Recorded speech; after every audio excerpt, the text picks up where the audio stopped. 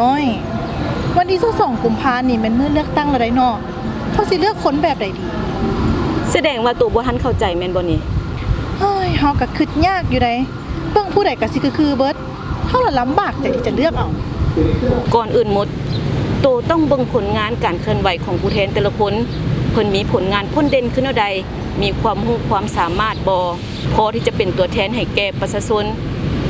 ก้าวเว้าก้าววาในสภาเพื่อแก้ไขปัญหาช่วยเหลือประชาชนและพัฒนาประเทศชาติให้ก้าวหน้านะสิ่งสำคัญต้องเป็นคนก้าวเว้าก้าววาแท้ๆใดอ๋อแล้วเฮาสิฮู้ได้แนวใดว่าผู้นั้นเป็นคนที่มีความสามารถแล้วก็ก้าวเว้าก้าววาเอาก็ยังว่าให้เบิ่งที่บทบาทและผลงานของเพิ่นมีบทบาทคือแนวใดมีผลงานพ้นเด่นคือแนวใดสิ่งสำคัญให้เบิ่งด้านคงประกอบพร้อมด้านเพศเผ่าโดยเฉพาะเพศหญิงพวกเฮาเดี๋ยวนี้บ่ได้น้อยหน้าเพศชายแล้วได้มีความรู้ความสามารถกล้าเว้ากล้าวากล้าตัดสินใจเห็นบ่หลายท่านก็ได้เป็นฮอดรัฐมนตรีและมีบทบาทสำคัญในหลายภาคส่วนเห็นบ่ที่ออกคำเห็นในสภาหั่นน่ะบ่ได้น้อยหน้าผู้ชายแล้วได้แม่หญิงเฮาบ่ได้เลี้ยงลูกอย่างเดียวคือตะกี้แหละเด้อ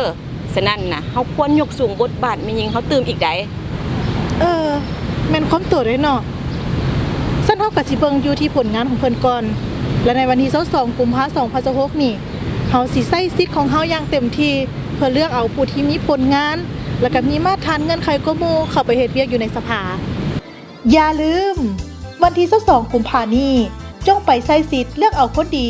มีความรู้ความสามารถและมีมาตรฐานครบถ้วนกว่าหมู่เพื่อเป็นตัวแทนของตนเข้าสู่สภา